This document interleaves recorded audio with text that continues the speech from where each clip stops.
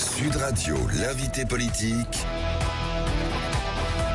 Jean-Jacques Bourdin. Notre invité ce matin, Jérôme Guedj, député de l'Essonne et porte-parole du Parti Socialiste. Jérôme Guedj, bonjour. Bonjour Jean-Jacques Bourdin. Ça négocie. Ça négocie. Vous négociez, c'est le mot. Vous négociez avec le gouvernement, vous n'êtes pas seul, les écologistes, les communistes vous accompagnent, les syndicats aussi, la CFDT, la CGT. La CGT discute avec le gouvernement, avec Éric Lombard, le ministre de l'économie. Êtes-vous proche d'un accord avec le gouvernement sur le budget ? Alors d'abord, je veux insister sur ce que vous venez de dire, sur le fait qu'on fait quelque chose d'inédit. C'est pas des réunions de concertation, c'est pas des réunions où on prend la température. C'était le cas avec Michel Barnier, alors qu'on avait une situation politique encore plus inédite qu'après 2022, c'est-à-dire une absence de majorité à l'Assemblée, qu'on nous avait promis la recherche de compromis. Il n'y avait eu aucune discussion sérieuse de fond. C'était un peu pour faire des images. Là, moi, par exemple, je suis responsable du budget de la sécurité sociale. C'est celui sur lequel il y a eu la motion de censure. Oui. Bien, je vous redis que pendant les 2 ou 3 mois d'examen de ce budget, je n'avais eu aucun contact, comme socialiste, avec les ministres concernés. Là, dès la première heure, quasiment, l'ensemble des ministres, j'étais encore avec Catherine Vautrin mardi après-midi, et on discute, stylo à la main, des propositions que nous formulons pour chercher ce fameux accord de non-censure, parce que dans la période, je le redis, nous prenons nos responsabilités. Nous sommes dans l'opposition. Il n'y a pas d'ambiguïté, il n'y a pas de doute. On n'est pas en train de faire un contrat de coalition, on n'est pas en train de discuter d'une entrée au gouvernement. Ça, c'est pas du tout à l'ordre du jour. Nous sommes dans l'opposition. Mais prendre des responsabilités, c'est de dire il faut un budget pour le pays et il faut que ce budget, il permette des avancées concrètes pour l'ensemble de nos concitoyens. C'est ce qu'on appelle ramener des victoires à la maison. Donc, je me félicite de cette négociation, mais jusqu'au bout du bout, comme dit l'autre, c'est à la fin de la foire qu'on compte les bouses. Et pour l'instant, on ne sait pas qui va nous être répondu sur nos propositions. Donc vigilance. On va parler de vos propositions, on va parler de l'état des négociations. Je vous pose une question simple. Êtes-vous proche d'un accord de non-censure avec le gouvernement ? En tous les cas, les sujets qui nous apparaissaient essentiels pour l'obtenir sont discutés, mais on n'a pas encore de réponse. Est-ce que vous êtes proche ou pas ? Mais proche, c'est quand on a des réponses qui ont été formulées. Et au moment où je vous parle, quand on vous a promis des réponses pour quand ? Ce qui rend les choses intéressantes, mais pas concluantes, c'est que pour l'instant, on n'a pas de veto, on n'a pas de fin de non-recevoir, on n'a pas de rideau métallique qui est fermé en disant « Ah ça, on n'en parle pas du tout ». Exemple typique, nous sommes venus avec la demande clé de voûte pour nous, qui est de revenir sur cette satanée réforme des retraites. Je m'y suis opposé comme parlementaire dans l'hémicycle et j'ai mouillé la chemise. J'ai fait campagne aux législatives comme tous les candidats de gauche pour demander l'abrogation. Simplement, nous n'avons pas de majorité, nous n'avons pas gagné les élections. Donc, on ne peut pas dire c'est tout le programme, rien que le programme. Et donc, nous, la proposition de compromis, c'était de dire on vous propose de suspendre, de ne pas appliquer la montée en puissance de cette réforme des retraites. Et donc, quand on dit ça, on nous dit pas ah non, ça, on n'en parle pas, hors de question. Donc, on attend par contre la réponse. Et on a des sons de cloche qui sont parfois un peu différents. Bon, alors, Jérôme Guedj, pour nous résumer, pour que les auditeurs comprennent bien, vous avez proposé, vous demandez la suspension de la réforme des retraites. Oui. C'est clair. Aujourd'hui, vendredi matin, on ne vous a pas dit oui, la réforme sera suspendue. Mais on ne nous a pas dit non plus. Mais on ne vous a Donc pas c'est dit le principe non d'une négociation. Non plus. Et j'anticipe sur les questions que vous allez nous poser. Oui. Par principe, la négociation, elle est publique. En tous les cas, le fait qu'on discute, mais on ne va pas débattre ici de chacune des mesures dans le détail, parce que c'est le propre d'une négociation. À un moment donné, c'est le point d'atterrissage. On vous demande, et vous voulez, beaucoup de discrétion dans cette affaire. C'est toujours mieux, même si c'est important que les Français sachent qu'on se parle. C'est déjà une bonne nouvelle, mais chacun doit prendre ses responsabilités. Nous, on l'a fait en acceptant ce dialogue et en le proposant. De la réforme des retraites. Ça veut dire le budget, quoi ? Vous l'avez dit aussi. Alors, je vais revenir sur le budget. Suspension de la réforme des retraites. Ça veut dire quoi ? Ça veut dire nouvelle négociation sur une réforme des retraites. Exactement. Ça veut dire conférence de financement, par exemple. Vous avez tout compris. Ça veut dire aussi un changement peut-être de système des retraites. Oui ou non ? En tous les cas, moi, je demeure attaché. La CFDT le demande. Moi, je demeure attaché. D'abord, quand on parle de système, vous savez, il n'y a que 2 grands systèmes de retraite. Oui. Soit le système par répartition, soit le système par capitalisation. Nous demeurons radicalement, totalement opposé au système par capitalisation. Les principes de la sécurité sociale, qui sont ceux de la solidarité intergénérationnelle, les actifs cotisent pour les retraités, et la sécu, c'est les bien portants cotisent pour les malades. Ça, nous dit Sam Attaché, c'est pas le chacun pour soi. Le chacun pour soi, c'est la capitalisation, c'est le contraire d'une logique de solidarité, de ce que les pères fondateurs de la sécu, du Conseil national de la résistance, avaient mis sur la table. Donc, attaché évidemment au système par répartition. Ceux qui vous disent le contraire, c'est pour faire de la dramatisation en disant là, ils sont en train de vendre les principes de la sécurité sociale. Après, à l'intérieur du système par répartition, il y a la question des modalités de mise en œuvre de celui-ci. Nous continuons à défendre le principe des cotisations, le principe d'un âge légal qui doit baisser de 64 à 62 ans. On peut envisager dans la répartition un système par points. Mais vous savez, actuellement, dans le système de sécurité sociale et de retraite, il y a une grande partie des retraites qui sont par points. Les retraites complémentaires, la vôtre, par exemple. Non, les retraites complémentaires, l'Agirc et l'Arco, c'est un système par points. Voilà. Alors, ça existe, et c'est géré par les partenaires sociaux. Et c'est très bien géré. Et c'est très bien géré. Oui, parce que c'est eux qui modulent à la fois le montant des pensions servies et le montant des cotisations en équilibrant ce régime. Et d'ailleurs, ce régime-là est excédentaire. Mais vous-même, exactement, élu, vous cotisez à l'Ircantec. Oui. L'Ircantec, c'est un système à la fois répartition et par points. Mais c'est la raison pour laquelle, si vous me posez la question de savoir qu'est-ce qu'il doit y avoir dans cette conférence, qu'est-ce qu'il doit y avoir dans cette conférence de financement, en tous les cas, pour proposer une solution alternative à celle qui avait été décidée et qui consistait à dire, écoutez, il y a un déficit du régime d'assurance vieillesse, on le conteste pas à court et moyen terme, et donc pour le résorber, on va faire travailler les Français 2 ans de plus. Nous, on a dit, à la place, il y a d'autres solutions possibles, examinons-les toutes, des solutions de ressources et des solutions d'organisation. Donc, vous l'avez rappelé, la CFDT, la CFDC, d'autres syndicats défendent cette proposition.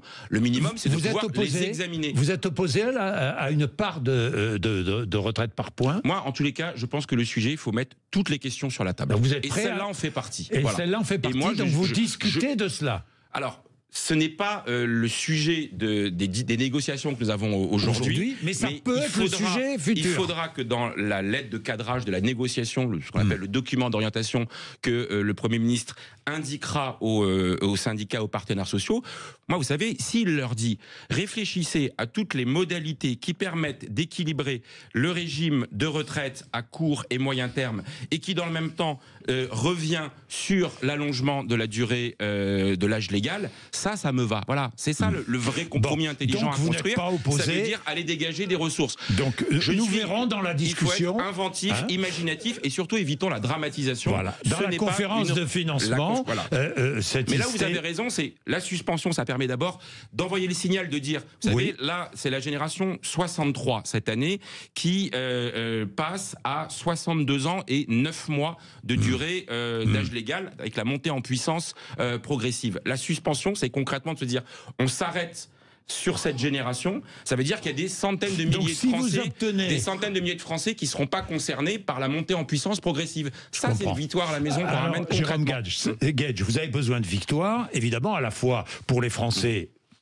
C'est votre point de vue. Surtout pour les Français. Surtout et uniquement pour les Français. Mais pour des raisons politiques. On négocie pas pour le Parti Socialiste. Non, pour des raisons politiciennes aussi. C'est normal. Non, Jérôme Guedj, vous avez compris qu'on se sublime tous. Bon. C'est l'intérêt général avant la somme des intérêts particuliers. Si vous obtenez la suspension de la réforme, vous ne votez pas la censure, c'est clair. Dès qu'on obtient des avancées significatives, remarquables, c'est le terme que nous avons utilisé, eh bien, encore une fois, tout en étant dans l'opposition, on garantit une forme de stabilité. Je pense que dans la période, il y a assez de troubles dans le monde et dans notre société pour rajouter en plus du chaos institutionnel. Ça ne veut pas dire qu'on soutient le gouvernement. Ça veut dire qu'on permet juste de ne pas à la France être dans l'impasse. À la France d'avancer. Bien, vous demandez, vous avez d'autres demandes. Après, parce que la première étape, c'est aussi le vote du budget qui va venir très vite. J'allais y venir. Alors dans le budget, vous demandez une augmentation significative du SMIC, vous demandez beaucoup de choses. Que la flat tax soit portée de 30 à 35%, mais vous demandez aussi, enfin je ne sais, c'est pas vous qui le demandez, mais il paraît que le gouvernement a mis sur la table, c'est Amélie de Montchalin que vous connaissez bien puisque vous l'avez battue au législatif. Retrouvailles inédites. Oui, retrouvailles inédites. On voit presque tous les jours en ce moment, c'est particulier. Évidemment, oui, c'est particulier, Jérôme Gage. Il paraît qu'Amélie de Montchalin a mis sur la table la taxation du patrimoine des plus fortunés. Une sorte d'impôt minimum de 2%, au-delà, je crois, d'1 milliard d'euros de patrimoine. C'est cela ? Écoutez, nous sommes dans une négociation. Oui, non, mais... Et donc, je ne vais pas vous faire état des éléments de la négociation. Ce sont les informations que j'ai, je ne suis pas le seul. Je lis dans les journaux des informations... Vous avez lu ? Oui, mais je lis des informations très farfelues par rapport... Elle est farfelue, celle-là ? Est-ce qu'elle est farfelue ? En tous les cas... Nous avons formulé depuis le début, attendez, je vais vous dire, nous avons formulé depuis le début la nécessité, au nom de la justice fiscale, de dégager des ressources pour financer à hauteur des besoins les services publics. Voilà, par exemple, c'est pas un secret, on avait demandé, il faut pas supprimer 4000 postes dans l'éducation nationale, il y a besoin d'enseignants. Il faut renforcer l'accompagnement des élèves en situation de handicap dans l'éducation nationale. Que ces postes ne seraient pas supprimés. Sur ces questions-là, vous avez entendu, y compris Elisabeth Borne, manifestement, notre idée, notre demande chemine. Et donc, en face, il faut dégager des ressources. Et donc, dans les ressources, nous avons dit, la justice fiscale consiste à, notamment, mieux taxer les très hauts patrimoines, parce que depuis la suppression de l'impôt de solidarité sur la fortune, et depuis des mécanismes d'optimisation, comme on dit, on pense qu'il n'y a pas une juste taxation du capital, du patrimoine, des revenus du patrimoine. La proposition, elle est sur la table et nous verrons quelles sont les réponses concrètes que nous fait le gouvernement. Mais voyez, sur d'autres sujets, moi je vous l'ai dit... Donc la proposition de 2% de cette taxation du patrimoine est sur la table. Non, en tous les cas, à aucun moment, il y a eu une discussion aussi précise sur le taux, l'assiette. Non, pas sur le taux, mais sur l'idée, formulé. Mais de toute façon, vous savez, nos propositions, c'est pas un scoop, c'est celles que nous faisions au moment du budget. Simplement, nous les avons adaptées aux circonstances. Je vous prends un seul exemple. Moi, je m'occupe du budget de la sécurité sociale. Aujourd'hui, les hôpitaux, ils sont à l'os. Voilà. Il leur manque du personnel. Ils ferment donc des lits. Personnel soignant. Du personnel soignant pour accompagner, que ce soit dans les hôpitaux, non pas du personnel administratif. Notamment dans les EHPAD et les maisons de retraite. Et donc, là, nous sommes venus avec la demande d'augmenter le budget à destination des hôpitaux. Concrètement, ça correspond à la sauvegarde ou à la création de 40 000 emplois dans les hôpitaux. C'est 2,5 milliards que nous demandons. Pour vous compariez, actuellement, c'est 109 milliards le budget qui est prévu pour les hôpitaux. Et nous disons... il manque 2,5 milliards. Vous voyez, on ne demande pas le double, le triple. Et ça, c'est concrètement 40 000 postes de soignants qui sont préservés là où ils devaient être fermés, supprimés ou qui peuvent être créés. Ben voilà, cette proposition, on nous dit... on l'examine avec attention et nous verrons si elle a entendu. Même chose, on a demandé de ne pas dérembourser ni les médicaments, ni les consultations médicales. Vous voyez que ça, c'est du très concret pour nos concitoyens. C'est pour ça que nous, on se dit qu'on se bat pour les Français, pour l'accès aux soins. Et pour obtenir des victoires. Ben oui, mais des victoires, encore une fois, je le redis, c'est des victoires pour les Français. C'est pour ça qu'on a été élus. Jérôme Gage, j'ai des questions précises. La première, mardi prochain, discours de politique générale de François Bayrou. Jeudi, examen de la motion de censure LFI. Est-ce que vous la voterez ? Et nous avons indiqué depuis le début que nous ne souhaitions pas censurer par principe ce gouvernement. Donc vous ne censurerez pas jeudi prochain ? Non, nous cherchons un accord de non-censure et pour qu'il y ait non-censure, il faut qu'il y ait accord. Oui, et donc le message que nous faisons passer, si au terme de ces négociations, qui comme on l'a dit depuis le début de cet entretien, se passent dans des bonnes conditions, on se retrouve avec absolument aucune avancée et des fins de non-recevoir, alors l'hypothèse de la censure, elle demeure. Moi, je vous le dis sincèrement, je ne souhaite pas censurer parce que je souhaite une forme de stabilité. Vous ne souhaitez pas censurer ? Moi, personnellement, je ne souhaite pas censurer, mais je ne veux pas qu'on y soit contraint. Parce que si, à la fin, on nous dit, on a négocié, on a discuté avec vous, c'était pour amuser la galerie et montrer qu'on était plus à l'écoute, mais que à la fin, on n'a pas tiré les conséquences de ce qui s'est passé la fois précédente. Encore une fois, je vous le redis, moi, sur le budget de la sécurité sociale, qui est la raison pour laquelle le gouvernement a chuté, on n'avait rien obtenu. Voilà, donc il va bien falloir. Donc, pour résumer, négociation, s'il n'y a rien, la censure est possible. S'il y a des avancées remarquables, alors il n'y aura pas de censure. C'est pour ça que la balle est dans le camp du gouvernement. La bonne nouvelle, c'est qu'il préfère, semble-t-il, discuter et négocier avec la gauche en respectant son socle commun. Mais comme le gouvernement s'est tourné vers la gauche alors qu'il était plutôt tourné vers le Rassemblement national. Voilà. Et simplement, il faut qu'il entende, parce qu'on nous dit, oui, il faut aussi tenir compte de la position du fameux socle commun, c'est-à-dire des députés Renaissance et des députés LR. Mais il y a un petit message qu'il faut bien entendre. Les députés Renaissance et les députés LR, ils ont, a priori, et je suis même certain, ils ne vont pas censurer ce gouvernement, puisqu'ils sont au gouvernement. Ceux qui peuvent censurer le gouvernement, c'est nous. Et donc, c'est logique et responsable de tenir compte des attentes qu'on fait sans humilier qui que ce soit. Alors maintenant, je lis Jean-Luc Mélenchon, cette façon de négocier. Attendez, il s'exprime sans cesse sur son blog, sur Twitter, sur X, surtout. Cette façon de négocier dans le dos du NFP, le nouveau Front Populaire, et contre son programme, est une forfaiture d'un irrespect total pour notre alliance, mais nous dormirons tranquilles. La petite gauche, petite, hein, vous êtes qualifié de petite gauche traditionnelle, n'a rien à offrir et ses négociateurs sont juste ridicules de servilité. Vous êtes dans la forfaiture et vous êtes servile. Jérôme Guedj. Depuis le début, on essaye d'échanger en disant qu'il faut se mettre à la hauteur des enjeux. Donc là, dans la période, j'ai pas envie de passer du temps à commenter les tweets compulsifs de Jean-Luc Mélenchon qui disent le contraire de ce qu'il annonce. Parce que mettre un tweet à 23h pour dire on dort tranquille, je pense qu'en effet, dans la période, il y a deux manières d'appréhender les responsabilités. Il y a ceux qui grognent sur leur tabouret en regardant ceux qui essayent de trouver une solution, et puis ceux qui essayent de trouver une solution. On a un désaccord majeur. Voilà. Lui, il souhaite qu'il y ait une destitution et une élection présidentielle anticipée. Nous considérons que c'est pas la nécessité, la priorité. C'est respectable ce désaccord, mais nous disons que dans la période, négocions. Essayons de ramener ces victoires à la maison et de le faire avec l'ensemble des forces de gauche qui souhaitent y participer. Et oui, c'était important avant-hier soir de se retrouver avec les écologistes. Donc pas de forfaiture. Et avec les communistes. Hein. Non mais oui, mais encore une fois, tout ce qui est excessif est insignifiant et ça traduit plutôt une forme de fébrilité et d'inquiétude parce que, vous savez, le NFP, le Rassemblement de la gauche et des écologistes, il appartient à personne. Il appartient à ceux qui le font vivre. Et ils choisissent la manière d'incarner les combats. Et donc moi, je préfère dans la période des responsables de gauche qui se disent qu'est-ce qu'on peut obtenir comme avancée concrète pour nos concitoyens. C'est pour ça qu'on a été élus. Alors on peut dire, oui, il faut le programme, tout le programme, rien que le programme, mais ça, c'est la gauche du tout ou rien. Voilà, moi, je préfère qu'on puisse ramener le maximum possible comme avancée concrète pour nos concitoyens plutôt que de ronchonner dans son coin. Ceux qui ont dansé pour fêter la mort de Jean-Marie Le Pen sont les mêmes que ceux qui ont dansé le 7 octobre. C'est Marion Maréchal qui dit cela. Vous êtes d'accord ou pas ? Je ne vais pas commenter les déclarations de Marion Maréchal Le Pen, mais j'ai déjà eu l'occasion de le dire. J'étais un adversaire résolu. Jean-Marie Le Pen était un ennemi politique, c'était un raciste, c'était un antisémite, c'était un tortionnaire pendant la guerre d'Algérie. C'est quelqu'un qui a introduit de la brutalisation dans le débat politique.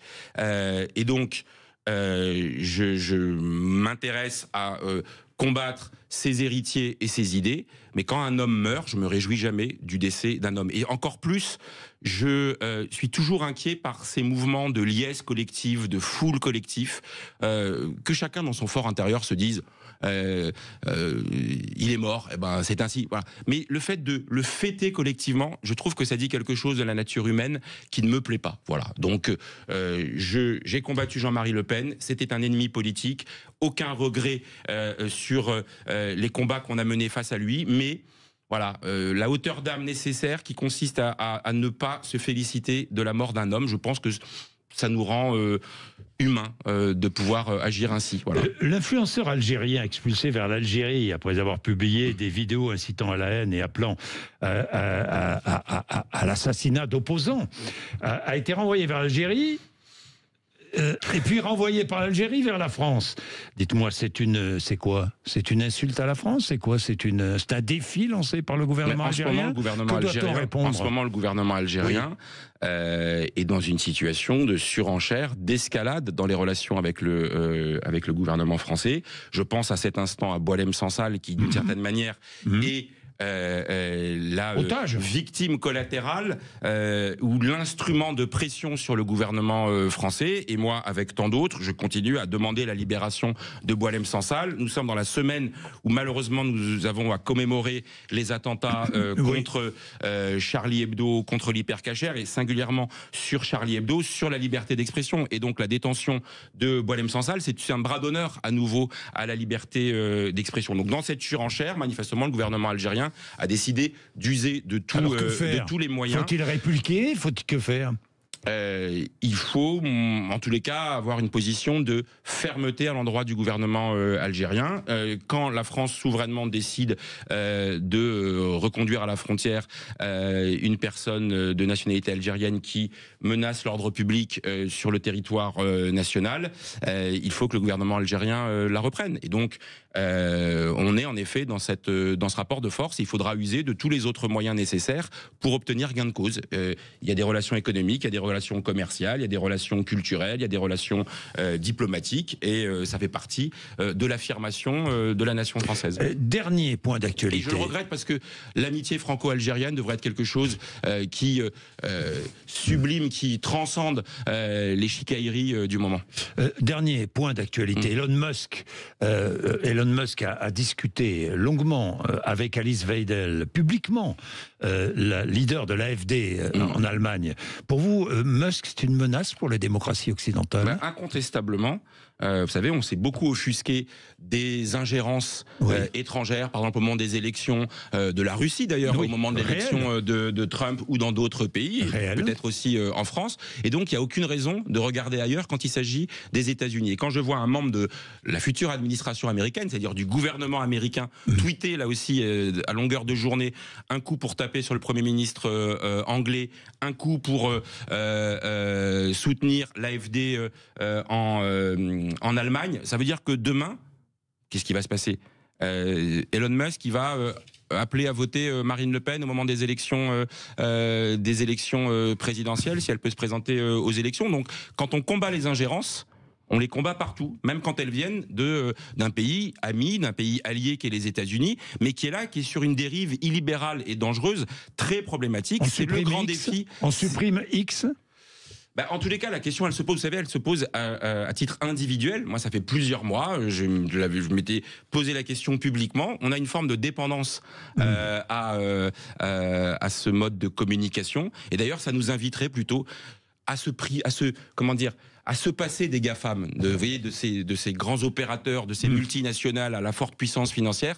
Moi, là, je pense qu'il y a des sujets qui doivent être des sujets de puissance publique européenne, et je préférerais qu'il y ait un réseau social, respectueux, et pas un déversoir à haine comme c'est le cas aujourd'hui, et puis surtout avec une orientation politique de plus en plus marquée et qui est portée par son fondateur, son dirigeant Elon Musk. Son propriétaire. Son propriétaire. Merci. C'est pas le fondateur. Merci Jérôme Gage.